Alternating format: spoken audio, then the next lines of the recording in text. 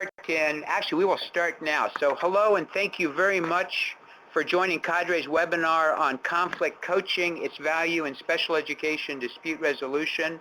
I'm Marshall Peter, the director of CADRE. Today's webinar is one in a continuing series of CADRE webinars.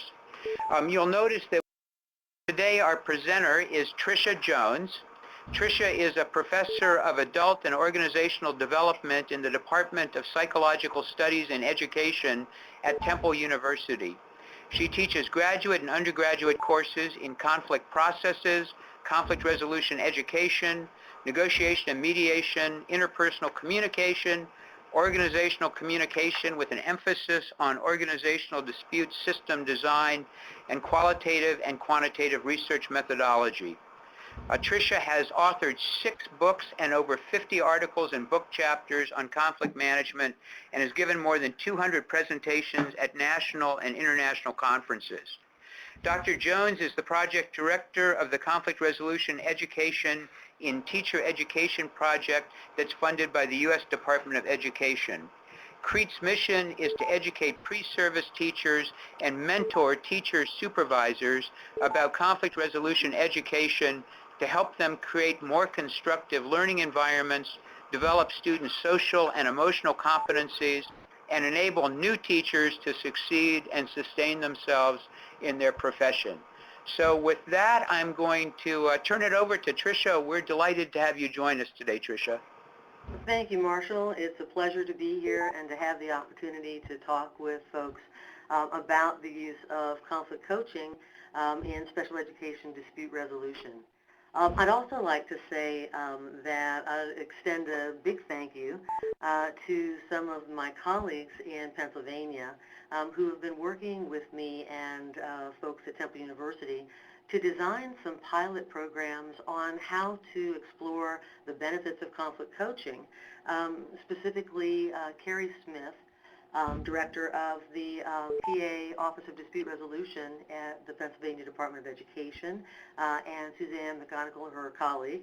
And we're also working with Tracy Mueller from University of Northern Colorado in Greeley, who does some of the best and most cutting-edge research on the implications in due process hearings. So I just wanted to say thank you, and throughout the talk today, I'm going to be sharing some of the ideas that we have put together that really inform our pilot project, and I'm really looking forward to hearing people's input and suggestions as we move forward and think about how we can do this work together. With that, I'm going to go ahead and try to pull up that PowerPoint and go to that first slide. And just let people know that the work that we're going to be talking about it comes partially from my background as a professor in a college of education, doing a lot of conflict education work in teacher education, as you had mentioned in the introduction. Also from background in the area of conflict coaching, mediation, and dispute resolution. I've done mediation since the early 1980s, and have done a lot of work in conflict coaching in different contexts, and so I'm interested to talk about kind of how those dispute resolution processes can work best to serve children and families, school districts, and educators. So with that, So, let me Tricia, talk a little bit about what I thought we'd do in our time together, and we will leave at least 15 minutes or so at the end for questions and answers so that folks can really have a nice dialogue. I noticed in the poll questions that about 30% or so of folks have experience with conflict coaching, either using it or having actually done conflict coaching. So about 2/3 of people that are participating today probably could benefit from a general introduction to what is conflict coaching, and how does that differ as a process from other dispute resolution processes that they are familiar with. So we're going to start by defining it, talking a little bit about why was it developed and how is it being used in general in other contexts outside of education. We're going to talk briefly about the conflict coaching model that my colleagues and I have developed and have used in different contexts. And as we go through the discussion of that model, one of the things that I'm going to try to do is to talk about how certain kinds of tools that we use during parts of that process can be used by folks who are doing work with parents or mediators who are in the process of mediating a dispute, even though they might not do what we think of as a full conflict coaching process. The real key is, can you see value in parts of what happened in conflict coaching and bring that into the work or the dispute resolution process that you use? We're obviously going to spend time talking about applications of conflict coaching in special education dispute resolution, and how that might be promoted and put forward. And in that conversation, I also am going to want to draw attention to some of the wonderful resources that CADRE has on the Parent Resource Center. That frankly, as a conflict coach, when I look at some of those resources, it's almost as though they were designed at least in part with a conflict coaching process in mind. There's a really nice connection, and perhaps conflict coaching might be a way that people can take even further advantage of those great resources that have been put together. And last, we're going to talk briefly about how people might think about building systems of conflict coaching and conflict education, and what we might want to look at in terms of the effectiveness of those things. So when we talk about conflict coaching, it is a one-on-one process, and it has three basic goals. The first goal is to help the party to get a better understanding of the conflict that they are dealing with. Later on, we'll talk about how we kind of help folks look at that conflict from different perspectives.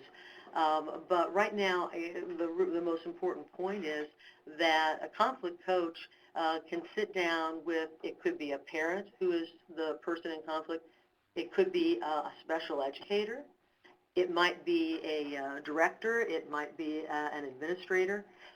Anybody involved in dispute resolution in special education might end up being a party to conflict coaching, and the person who would be working with them as a coach would be focusing on working just with them, or if it's a family, the family as the party. The conflict understanding is that first most important goal. The second goal is to help people think about, what do we want to actually make happen? What are some strategies and tactics that we want to think about using to resolve this or manage this conflict as effectively as possible? And last, but certainly not least, there is a third goal of skill development. When we started working with conflict coaching, and I've actually been doing coaching work since the early 1990s, when we developed it for use in originally in higher education settings, one of the things that we found was that the analysis, helping somebody to really understand their conflict, was very, very helpful and important, but it wasn't enough. That people need to have someone in some capacity who can actually help them learn how to act, to do the behaviors, to perform the skills that make that hoped for outcome a reality. And so when conflict coaching is used in other contexts, for example, workplace contexts or family conflicts, elder conflicts, that emphasis on understanding strategic direction and skills development is a very balanced focus. I also would say that I'm really excited about conflict coaching with special education dispute resolution, because I think that the skills development work is one of the areas where we can always do more, always do better, even if we're doing it pretty well already. And I think there are a lot of opportunities for folks to benefit from that. As I mentioned, the development of conflict coaching really started in the early 1990s, and it was driven by a number of different kinds of things. Right now, It is the fastest growing process area in the field of dispute resolution, so that a number of dispute resolution professionals, as again the polls indicate that you've taken, have some familiarity with that and already do conflict coaching. And it's growing and it's being used more and more for a couple of reasons. First of all, it is a process that lets you work with somebody even if another party to the conflict doesn't want to sit down or doesn't want to engage in some other dispute resolution process. So if I am wanting to work with and help a parent who is getting ready to go into initial IEP meetings process, I can work with that parent one-on-one without having to think that this person can't take advantage of that wisdom because we can't get everybody to the table or we can't get everybody to attend a particular meeting. That flexibility really helps you use conflict coaching to meet the needs of a party at the time they have the need and in the way that they will probably get the most from that process. You also use conflict coaching to help prepare people to engage in other processes like a resolution session or a mediation session, and we can talk more about that in a little bit. So it's not an either or, it's actually very much a both and situation. You might coach someone and then that really is, they take it forward and they do that conflict management work and don't end up using or becoming involved in other kinds of third-party processes. Or someone is coached and then they go through mediation depending upon the nature of their dispute. You can even coach people in preparation for a due process hearing. And how and when that might happen, again, increases the utility of the process. It's training for one, and again, I go back to that point of skills development. It really gives you a chance as a coach to say, let's work through how you're going to present your idea or exactly how you're going to say that. Or what negotiation strategy do you really think you want to use? Let's try this out, because in the conflict coaching, it's just you and me, and I am here for you to help you do the best that you can with the strategy that you want to use. It's also a technique that is being used in large systems where there is high conflict, and of course where emotions and identity issues are really important, and obviously special education conflict falls within that area. And you can, as I mentioned earlier, merge it into and combine it very strategically in very smart ways with other dispute resolution processes. In the process of conflict coaching, one of the things that I often get asked is, who can be a coach? And to what extent does someone have to have a certain kind of background or a certain kind of specialization to participate as a conflict coach? There is obviously training and preparation that's important, just as it is in helping someone to become a mediator or to engage in any dispute resolution intervention process. But for me, I think one of the most valuable parts of conflict coaching is that you can think about a number of different people acting as coaches to help us do a better job of handling conflicts that relate to special ed. Teachers and educators in general can be prepared and trained to be conflict coaches.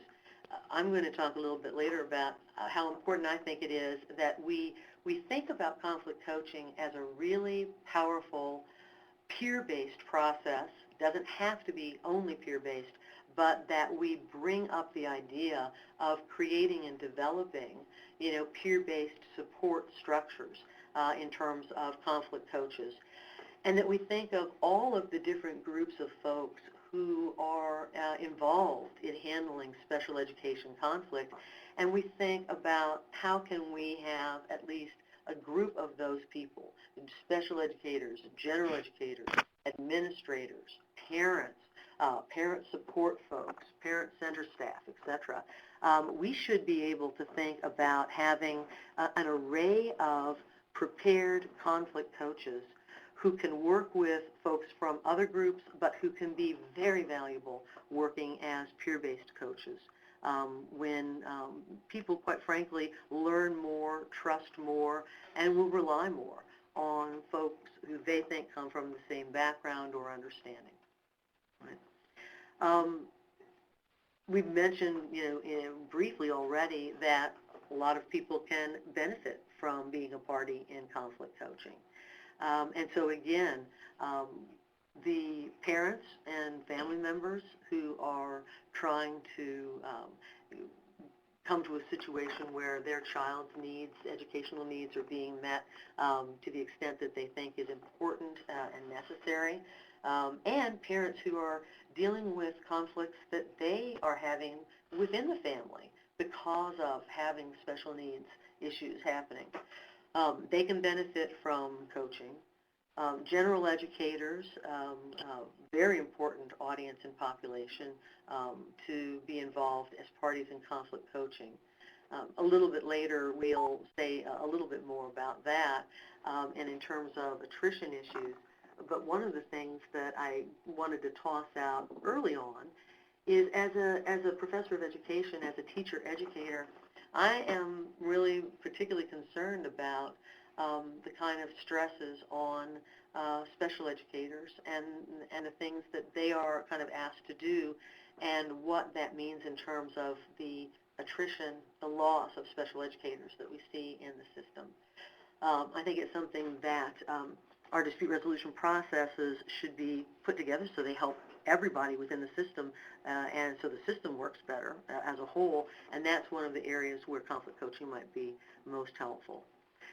And administrators and directors of special education programs can also benefit from conflict coaching in terms of how they might be able to do better and interact better as leaders within the process of setting up a system and making sure that the system is working to everyone's best benefit. So in a nutshell, what are some of the strengths of conflict coaching? Why is it something we should look at seriously? You can use it as the lowest level of intervention. And all of the work that all of us do in dispute resolution, we're always trying to say, can we be doing something that's going to make it better at the earliest possible point when conflict happens, so that people can have the best skill sets, the best relational connections, and conflict coaching gives you a whole lot of flexibility. Frankly, I think it's the most flexible process and gives you the most opportunity for that low level of immediate intervention. As a result, it can really prevent things from going in the wrong direction and from escalating unnecessarily, and it is really helpful in de-escalating conflicts that have started to kind of ramp up. It brings that temperature down. The focus on conflict analysis helps people understand, what is really going on for them, what's driving them, what's happening for them in the conflict that needs to be thought about and addressed for the conflict management to be workable and effective for them, rather than people feeling sometimes that they're just reactive. I'm just kind of pinging to the pong in terms of what's happening with this conflict. The perspective-taking point, just want to take a little bit of a pause and let that one sink in. As a mediator for over 30 years, as a person who's done dispute resolution, and I think I probably speak for pretty much everybody I know who works in this field, the more that we can encourage perspective taking, the better our chances of being able to move into a humane, if not collaborative, process of conflict management. The conflict coaching process has built into it a real emphasis on perspective taking, which is not trying to convince someone that they should do what somebody else wants, But it is, let's sit back and let's be as careful as we can be about really looking at the fact that the people who are involved in this process, they have points of view, and they work with particular perspectives and pressures and issues. And the more we appreciate that, the more that we can move forward in a way that it's probably going to work best and bottom line best for the child who needs that support. The conflict coaching model that I'm going to talk about briefly, I just want to say right up front, this is a conflict coaching model that we've developed and we've used for almost a decade in different contexts.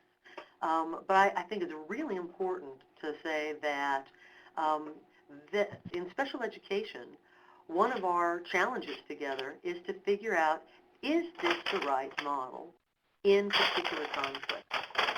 Whenever we do conflict coaching or we help an organization or a system to develop conflict coaching and think about how they're going to use it, we always start out with the idea that, look, this is a good starting idea. It makes a lot of sense for a lot of reasons, but our job together is to really figure out how does it best fit the work that you're doing. And so I'm going to go through this coaching model and simply say I would love it if folks who are listening to this are thinking as I'm talking, I kind of really like that piece, but I'm not sure I really need the other piece. And quite frankly, I'd probably maybe do this a little bit differently. I think that's exactly the kind of start of conversation that is very healthy. And as we move forward doing more coaching work in special education, we have to, I think, keep bringing ourselves back to that conversation.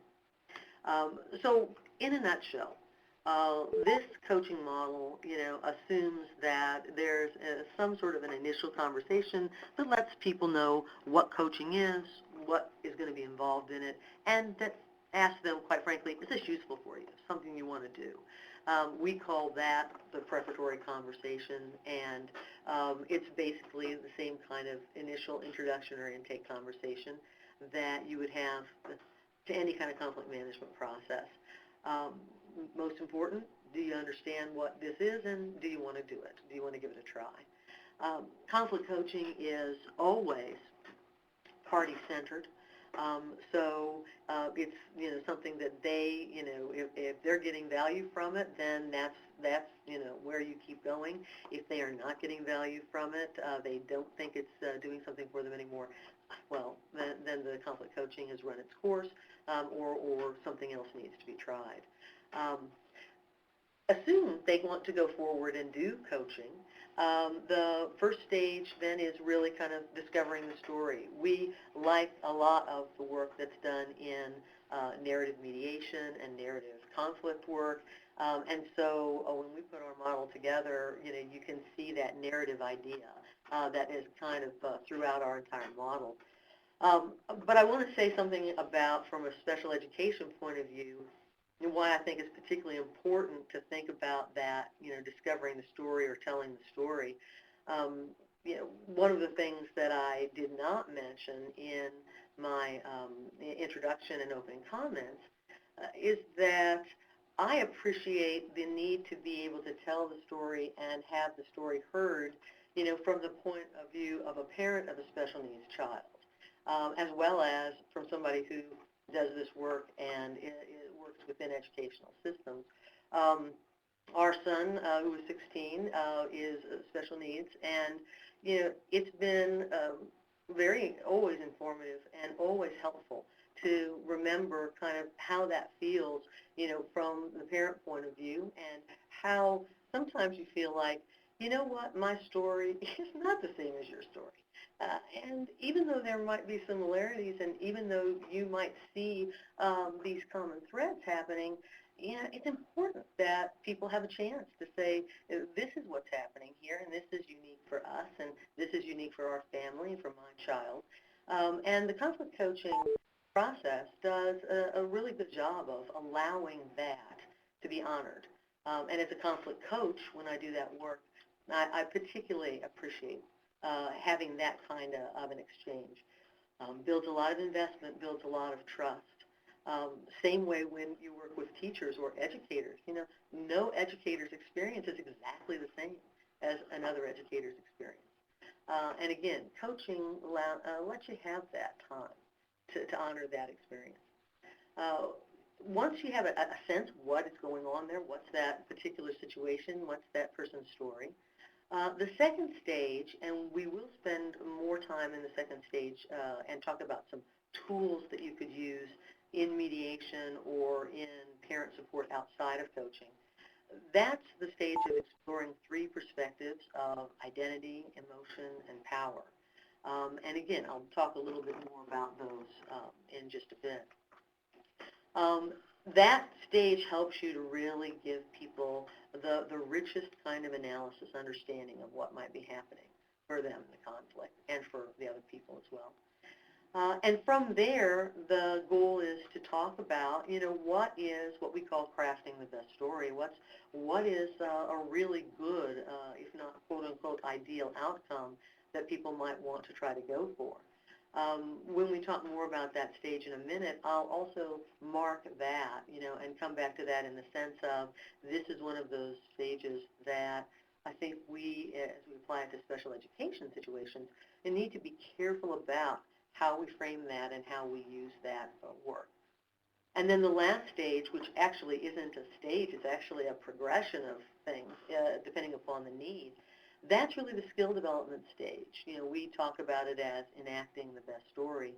But the bottom line is this is where you say, okay, if you want to go from A to C, and what you need to do in order to get there is to be able to do really fantastic relationship repair conversations, or really wonderful negotiation, or fantastic use of a mediation process, or great use of a resolution session process. That stage 4 is where that skills development happens.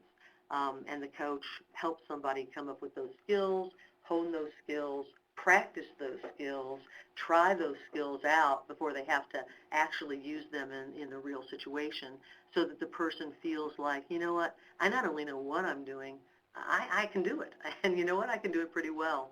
And I can get feedback on this. So it reduces their anxiety as they go forward in the process. We've already talked a little bit about the stage 1, so we won't spend more time there. I will say that one of the things that we do when we talk about what's going on here in your conflict, coaches can be a little bit more challenging, I think, than sometimes other third parties like mediators. Because part of what you can do as a coach is to raise these questions of, are you biased here? Are you making some assumptions that might not be accurate? Let's sit back, let's test some of these assumptions. And a coach has more freedom and flexibility, I think, to do that within that relationship than someone who has to really keep the impartiality and neutrality issues more in the center.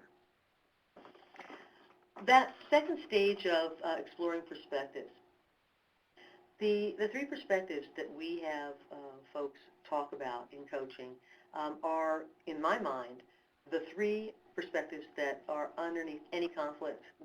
Frankly, it doesn't matter whether it's an international conflict or a national conflict or, a special education dispute. Every time somebody's in a conflict, it really comes down to, hey, how is this affecting my identity? How is it affecting my emotions? And, how is it affecting my sense of influence and power? And not just me. What about the other parties in the conflict? What about their identity and their emotion and their power? And how are those things affecting the overall trajectory of the conflict? One of the metaphors that I like and that I use a lot is this idea that these are kind of 3 lenses. And if you look through any one of those lenses separately, you get a different understanding of what it is that's really happening here. But when you put them together, that combination of seeing things, literally it does transform.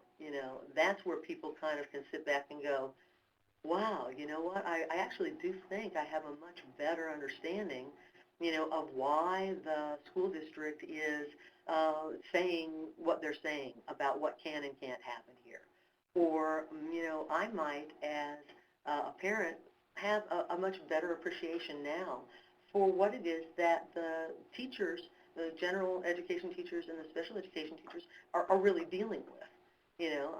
Because I didn't actually perhaps appreciate before the kinds of things that they are wrestling with and how important it is for them, how they feel about what's happening in that situation.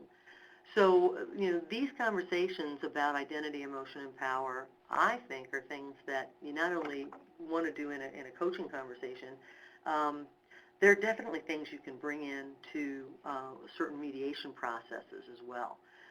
As we suggest on this slide, they're connected in a lot of different ways. If someone, suggests I'm a bad mother because I am not arguing that my son get a certain intervention for his special need, wow.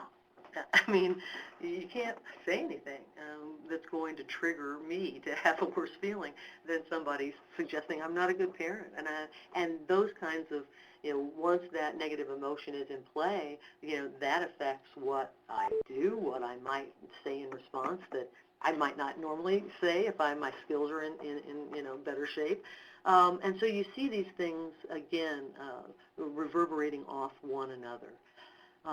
And one of the things that, as a coach, I think is really important is to help people step back and say, what is it you might be doing that is literally threatening to, attacking of someone else? Not that you mean it, not that you would ever intentionally want to do that, but if we can look at it from how they are seeing it or feeling it or living it, maybe that's going to help you figure out why you're getting a particular reaction in the situation. And certainly, is that the kind of reaction and relationship you want to build? Okay.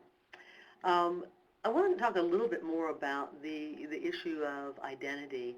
We usually start, when we do coaching, we usually start with that issue of identity because most folks can think about that and talk about that and work through that fairly easily. And, one of the activities that we use is the what we call the Defining Identities a worksheet. And this, by the way, this is just one example of what could be 100 different things that you would use to get people thinking about and talking about how the conflict is affecting how they see themselves and how they're being seen by other people. There is, some really great materials on the Parent Resource Center under Parent Engagement and Early Assistance section. Materials on collaborative communication from the Family Network on Disabilities.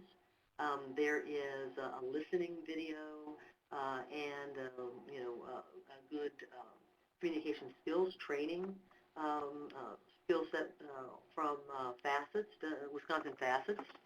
And one of the things I wanted to kind of draw attention to that, because in looking through those materials on the Parent Resource Center, each one of those, and others have it as well. Those were just ones that I saw and I said, wow, these, as a coach, I'd definitely be looking at how to use these.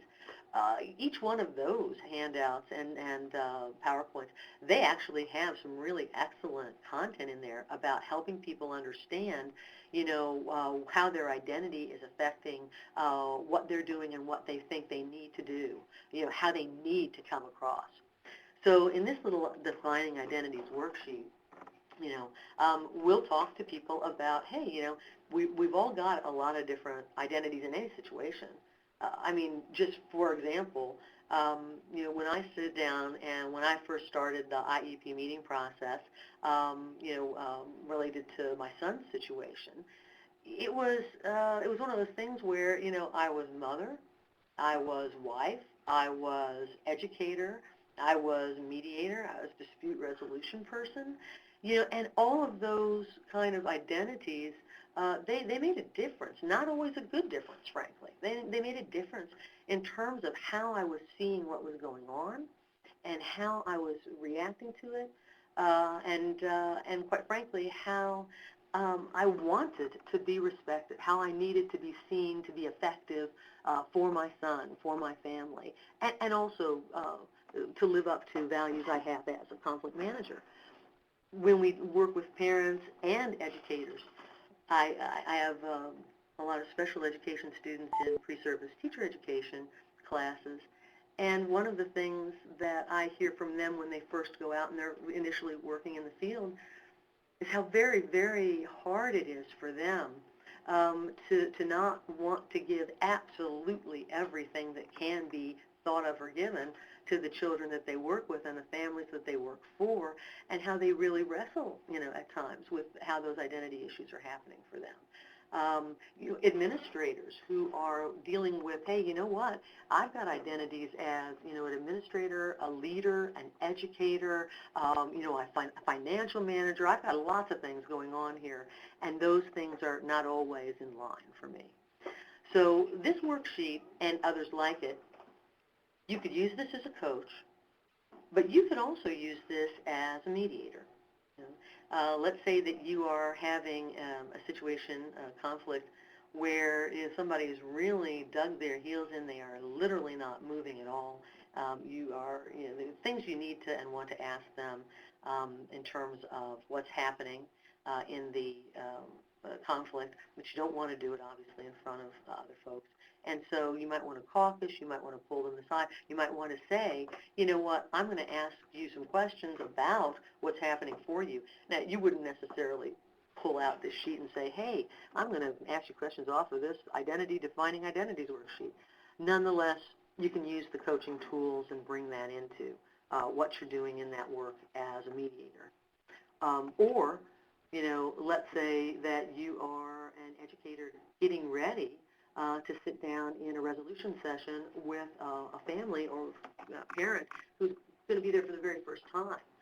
And you know that this person may honestly not know what's coming and what's going to happen here and be quite defensive about this.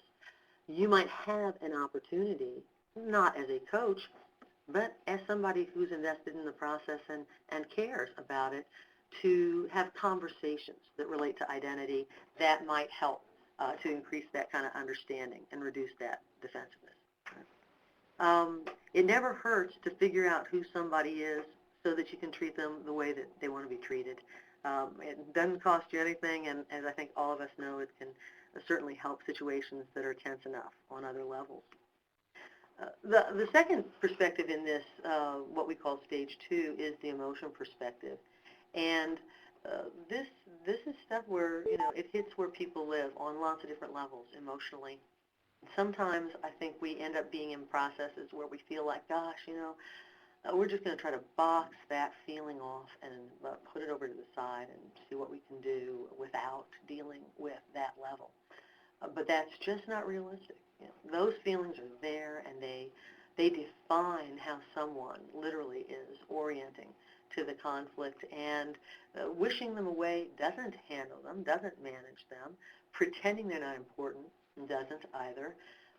And defining somebody into a process that doesn't allow for any kind of an emotional dimension ends up, at best delaying what might be a conversation that needs to happen, and often actually makes it worse. The pressure cooker kind of thing happens.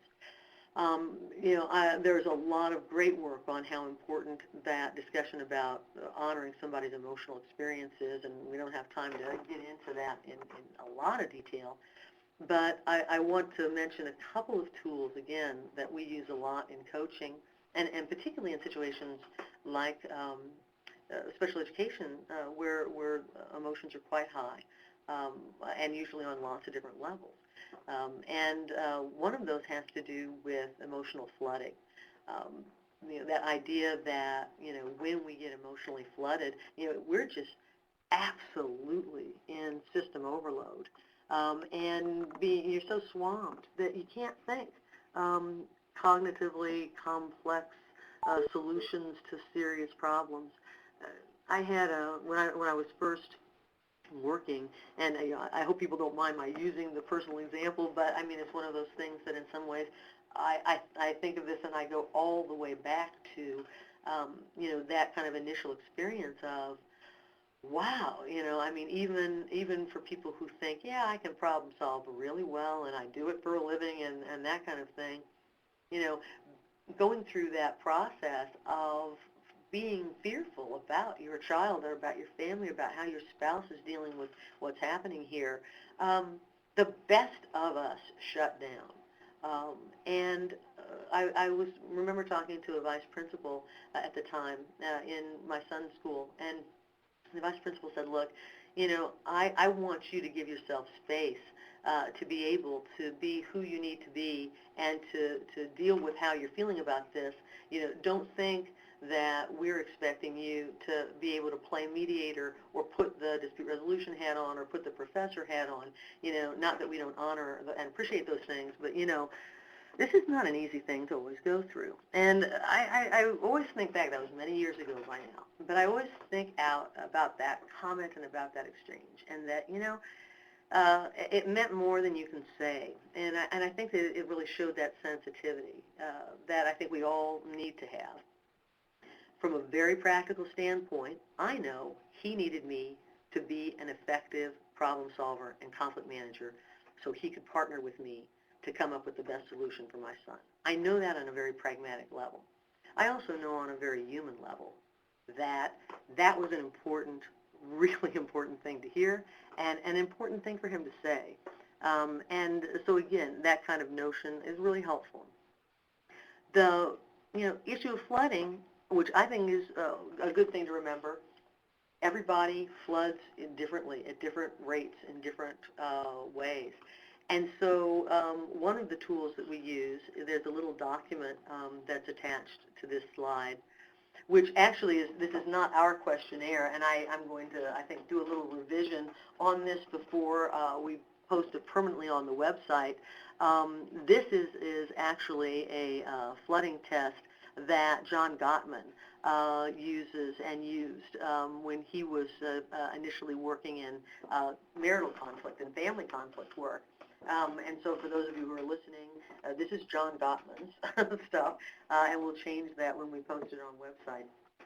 But this is a little simple questionnaire that you could give to somebody as a coach, or again, you could give this in a session as a mediator. If you're working in a parent support center or parent center, you could be working and saying, what I've noticed? I've noticed that you flood a little bit more easily and a little bit more frequently than other folks might.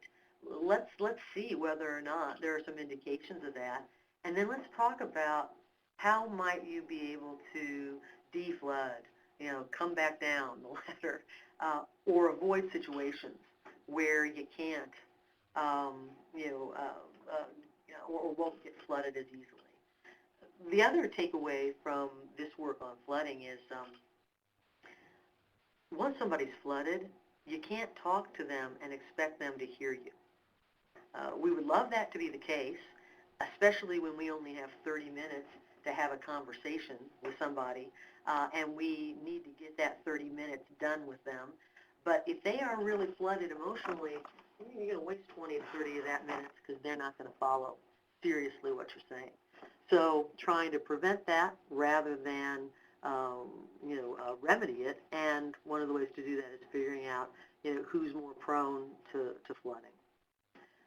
Another way is to look at how people, we call it emotional contagion, how people catch the emotions of other people who are in the room or in their presence. Again, some folks are really susceptible. I think of those as kind of like the Hallmark card folks. I am a Hallmark card person, so I'll say that up front. Where we see anger or sadness or happiness or joy or whatever, and oh, wow, all of a sudden we're having that same kind of emotional reaction, even if we don't know why they feel the way they feel. It's not empathy. It's just, we're literally catching the emotion. Some folks are really contagious in that sense.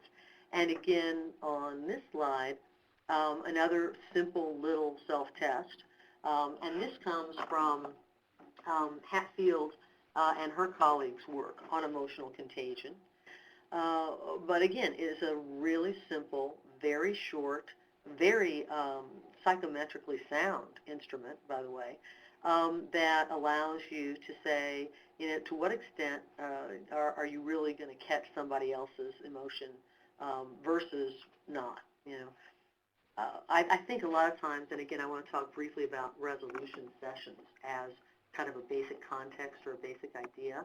I think resolution sessions are one of those areas where coaching prior to a resolution session could end up, I think, be helpful in a lot of different ways, but prior to resolution sessions, if they happen, could be really particularly powerful because that's already at a more escalated level of interaction. Most parents really don't understand what's going to be happening there, although there's a great guide that CADRE has on the Parent Resource Center called Resolution Meetings, a guide for parents. Absolutely wonderful. They should definitely read that and work with a coach to go through that and to figure that out. But they've got a lot of things there where it's really easy for somebody who is susceptible to catching somebody else's mood to walk into one of those kinds of sessions and literally all of a sudden have somebody on the other side or other sides, angry, upset, tense, etc., and boom, they're there. They don't even know why they're there. They're there, but their plan is derailed. They can't do the work that they want to do as well as they would like to. And in a lot of cases, they don't even really know what's happening until it's happened for them. Right? I would mention again briefly, mediators can also use these kinds of short, quick, easy. This is like a 7-minute little check sheet instrument that you can use and that you can help folks think about what's happening to you here and how can we potentially avoid that. The last activity for emotion that we use a lot as coaches is what we call the emotional triggers activity. And this little worksheet it's really only just 4 questions. You almost don't need a piece of paper for it. But it's a checklist that helps people talk about what kinds of behaviors are triggering them. What is it that's getting them hot under the collar and why? You can think of it in terms of behaviors, language, nonverbals. Going into meetings where someone thinks that what they're doing is just explaining the law, for example. No, I'm not pointing fingers at anybody, just using that as an example. But somebody goes into a meeting and they think, all I'm doing is explaining the law clearly, but the way they do that, the language they use and that tone of voice for that parent or for someone else in the meeting just literally, sends them, and they are triggered, flooded, and then you're back in that place where good problem solving, good listening, and probably bad retaliatory behavior is going to happen, right? And so you don't want to go there. I like using the emotional triggers conversation with parents too, because if you help people know what is going to trigger them, what's likely to trigger them, they can be their own best protector. They can figure out, how am I going to cope with that? Maybe I can see that from a different point of view. Maybe I can understand that as they're trying to be helpful, not trying to bully me with language I don't understand or acronyms I don't know what they stand for. And so those worksheets, can be useful. The last perspective in this stage, the power perspective, is just what it sounds like, helping people talk about what are their power and influence resources, how do they have or not have power in the system, and what is it that, they need to know to be able to be influential. And again, I want to draw attention to the Parent Resource Center because, they've got a lot of really great things in the Parent Resource Center about, preparing for the process of mediation. They've got, a wonderful document from PACER. They've got the Advocacy Institute's work on resolution meetings and preparing for special ed, mediation and resolution sessions documents and due process hearing documents.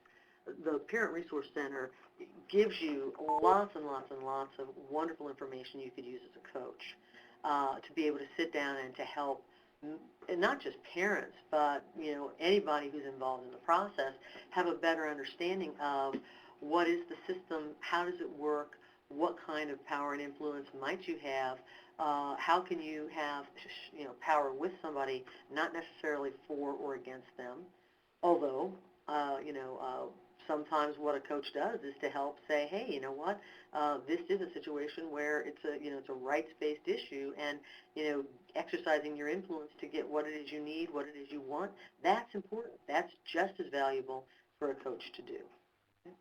And then the suggested activity for power that we have here, and I actually don't think we need to pull this one up in terms of time. If you can look at it if you'd like.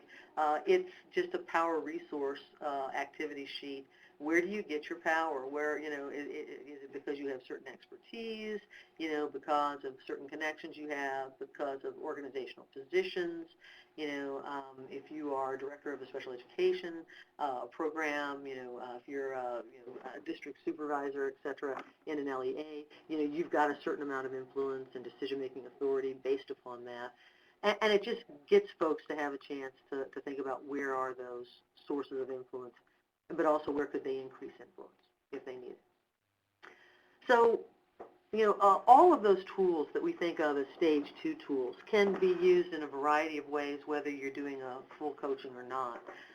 The, crafting the best story, that really, this is one of those things I said, let's mark it, and when we come to that, talk about it a little bit more. This is one of those situations where I think coaching conversations, it's really important to craft the best relational story. I feel this personally, so I'm just going to own that up front, that if you're an educator, if you're an administrator, if you're a parent, if you're working in a parent center, et cetera, bottom line is we can all help somebody articulate what is the best relational story that we want to be able to create with the people we are going to be working with on behalf of the child, and really have that kind of conversation. That's really helpful as a coach. What's it look like to be respectful, to be respected? What's it look like to be partnered with as opposed to dictated to? What's it look like? What's it feel like to have that happen? But I don't think that you can assume, and I know that there's a lot of conversation we can have about this, you can't assume that crafting the best or ideal story is something that necessarily can be put over to the substantive area, right? Because there are, the legal and resource limitations of what could or can be done and what the law does and does not require. It doesn't require, as we all know, best educational opportunity being provided, et cetera. So this is one of the stages of conflict coaching where I think we need to have some very interesting and careful conversations as a group about how does this work best, and depending upon who's the party, who's the coach, and at what stage of the process. And then you've got that transition to stage 4, which is what are the skills that I can help you develop to do what you need to do best. And those skill areas, this is just a smattering of some of the skills areas that we work in as coaches. Literally there are 25 or 30 skill sets that we regularly work with people on. No one needs all 30, but somebody might want to focus on 2 or 3 critical skills to be able to prepare for what they need to do in the dispute resolution. And again, want to call attention to the Parent Resource Center. Under the Parent Engagement and Early Assistance section of the Parent Resource Center, really wonderful things that are already there, that literally they are worksheets ready to be coached. They're great materials, great insight, great examples, ready to be coached. And so somebody might be thinking, well, okay, they're there. Do you really need a coach? And I don't think you always need a coach, no question about that. But I do think that it really does make a difference to have somebody who helps you take it from the page and put it in the room. And that, no matter how great the PowerPoint or the document, there is a learning transfer. There's an issue there in being able to say, I read it, I understand it, but can I really do it? And do I know how I'm doing that negotiation? is exactly what is important. I think coaches, and especially peer-based coaches, they are going to end up helping people enormously from all party areas in special education dispute resolution in terms of that skills development work. Okay? So we've talked a lot already about how these kinds of things might apply. Let me say again just a little bit more about certain areas. I mentioned earlier the need for coaching for educators by educators, and that we're losing about 13% of special education teachers every year. It is the highest professional attrition rate in the field of education, and frankly one of the highest attrition rates in any profession in the United States. And if you look at the research, a lot of it obviously is because they're being asked to deal with so many kinds of conflicts and so many kinds of group processes, and it's hard work no matter how skilled you are.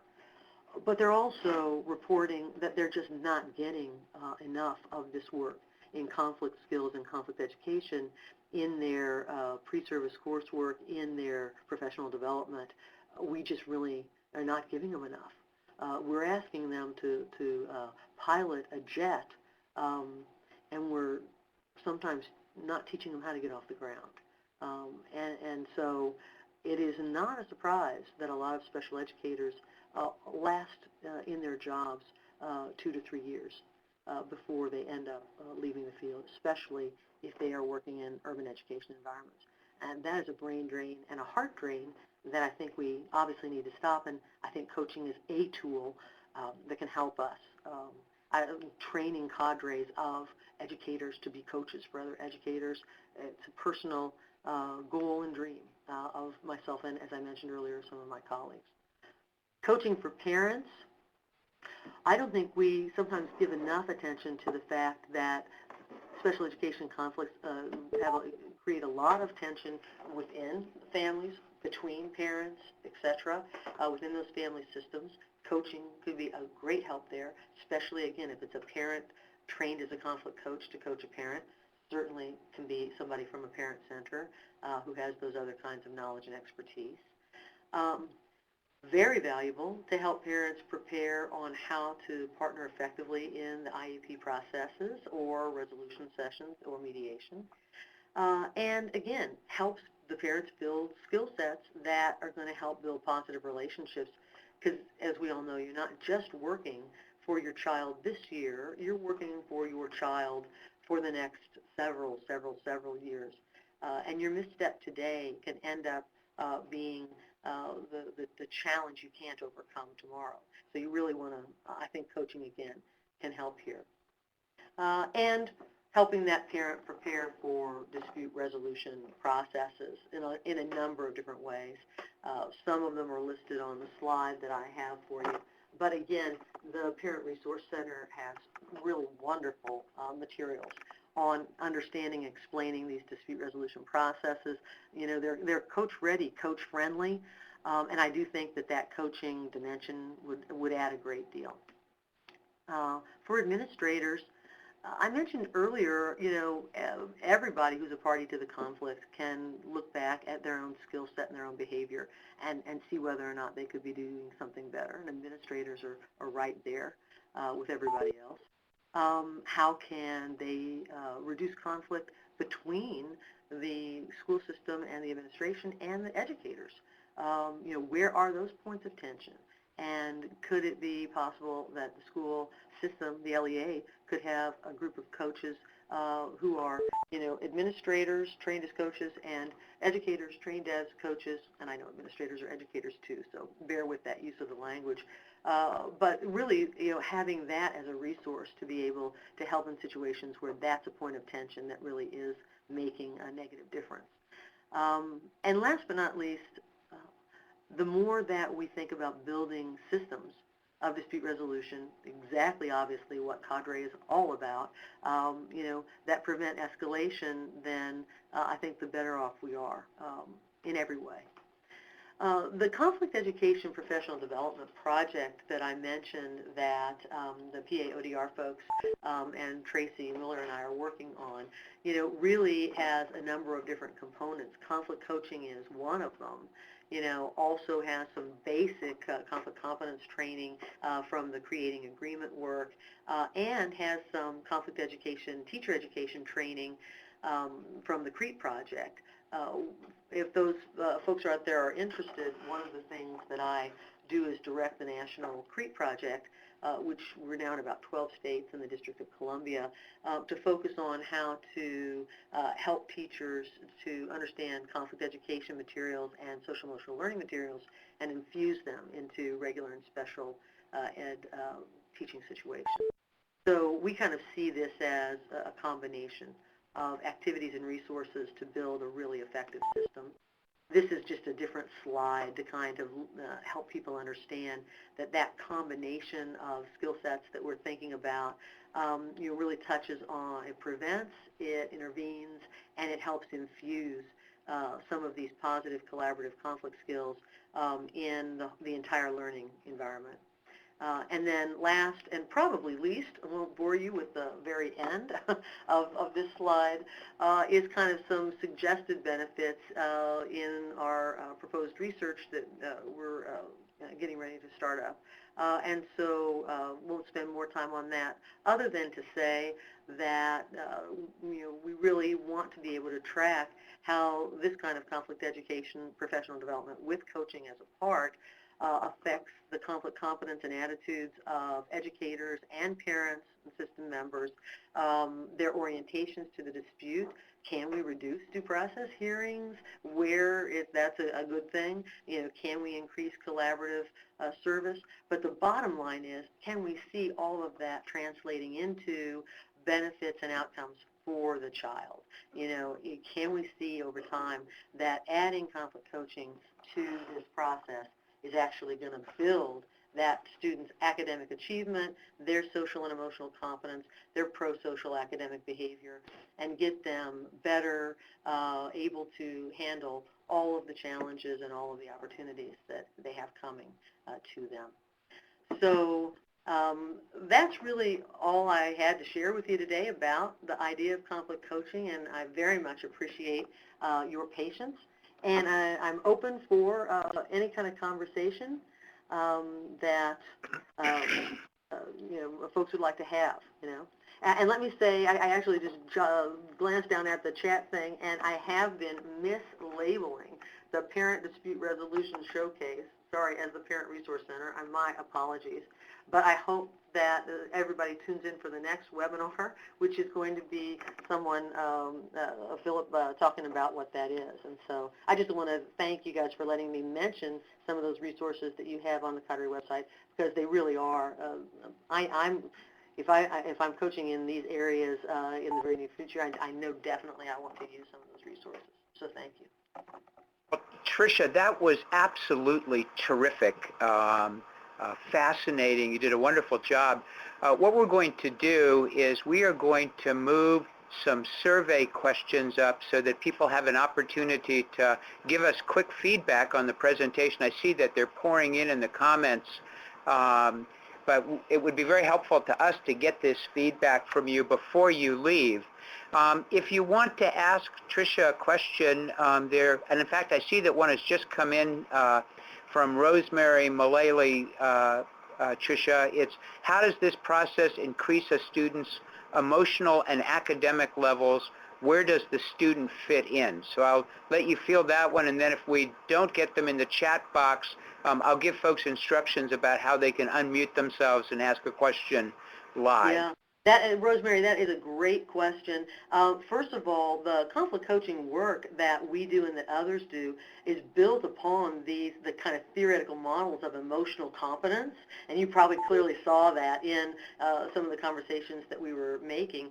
There are peer coaching possibilities where you can take groups of students and who are involved in the process and train them as peer coaches. I did not talk a lot about about that, and frankly, I think that's one of the areas where it's not being done much now, but has great potential. And I would put that on the list of, that would be absolutely fantastic, to add the students and the possibility of students being peer coaches. And even if they are not being peer coaches, a student going through, and again, I'm sorry to use my personal example, but I'll use it. My son is 16. And I can tell you that as we were going through the last 2 or 3 years, we had, a good friend who was working with him as a conflict coach because he wanted not only to be present, but to be equal, to be participative, to be active in that process. And you see, I see, but for him, but I see for other kids as well, and the research shows as well that going through these kinds of processes when they're done well has a direct learning impact on social emotional competence skill sets of kids. So I would say a big applause for you raising that point. Great. So another question, how can we find out which states are using this forum? Yeah, well, I can tell you right now that I would love to know if CADRE could actually help to put up some very simple kind of survey to tap into that and to see that. I don't know that there is any kind of research that says it's definitely being used here, here, and here, but I do know that informally we have a number of folks who are conversant with coaching and in their own practices are doing coaching. So I'm assuming we're talking about a low percentage, maybe 15, 20% of folks out in the field who are actually doing some version of conflict coaching in special ed. I don't know exactly which states, other than the ones that I'm knowledgeable about, like in Pennsylvania and the tri-state area surrounding us. So that might be something that would be a great, simple survey technique that CADRE or somebody else could do. Where are the nubs of this work happening? And where are the best practice pilot projects as well?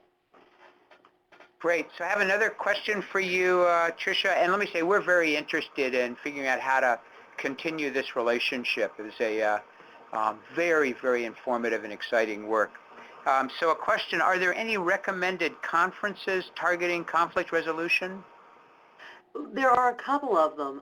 One of them, the Association for Conflict Resolution, has its education section. It also has a workplace section where they have a lot of folks who are experts in conflict coaching, and their conference is usually held in the fall. The next one is going to be in Minneapolis in October.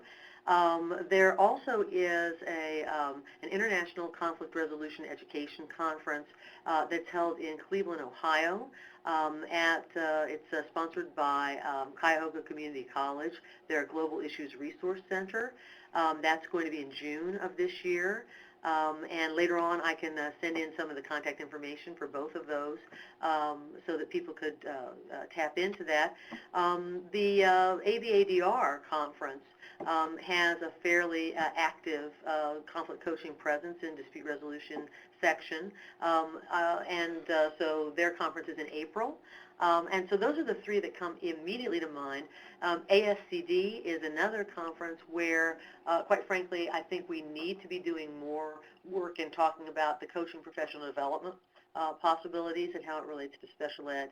And if anybody else has other suggestions, would love to hear them. I reinforce that this is a relatively new process in the sense that it's only really been around since the late 1990s in general, and it's just mushroomed.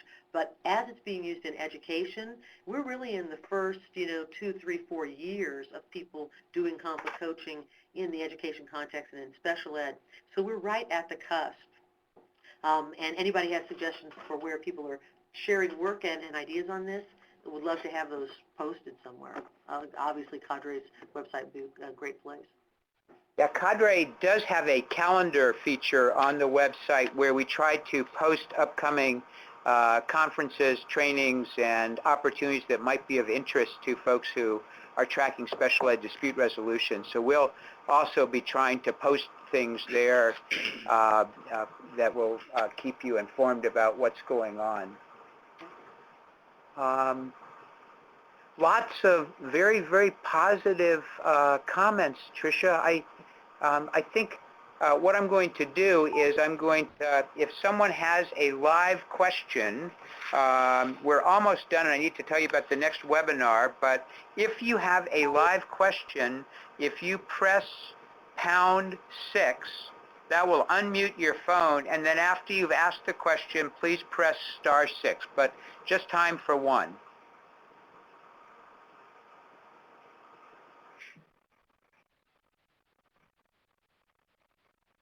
Okay, well, hearing none, I'm going to again thank you, Tricia. That was absolutely superb, and tell you about the upcoming webinar. And I have to say, you couldn't have done a better job of creating a segue for us. The next CADRE webinar will be on January 30th, as you can see on this slide, from 11:30 to 12:30 Pacific time. CADRE will be hosting a free webinar with Phil Moses, many of you know, who's the Assistant Director of CADRE, and the webinar will be on preparing for dispute resolution, CADRE's Parent Dispute Resolution Resource Showcase, which Tricia referred to a couple of times as our Parent Resource Center, and we love the fact that people are talking about it, period. The Dispute Resolution Resource Showcase is the result of feedback that we receive from parent leaders on resources that would be most helpful to Parent Center staff, family members, parents, and professionals as they prepare to participate in the full range of dispute resolution processes and practices. It offers an easily searchable collection of resources ranging from policy and guidance document to preparation materials, brochures, fact sheets, webinars, and videos. It is the sibling of a resource showcase that we did that was particularly focused on documents and resources for state education agencies and Part C lead agencies. A word about Philip, who for many of you requires no introduction. Philip's been with us since 1991 and has helped to manage the full range of CADRE's activities, including use of advanced technology as well as traditional means to provide technical assistance to PTIs and state departments of education. In addition to Phil's work as a trainer, Phil has been the chair of all of CADRE's national symposia. So I know that he'll be doing a delightful job for us on the 30th and hope that you'll all be able to join us for that webinar. So with that, we're going to go ahead and wrap up. Please don't hesitate to contact us at CADRE if you have any additional questions or ways that we can be helpful. Thank you so much. Take care and Happy New Year. Bye.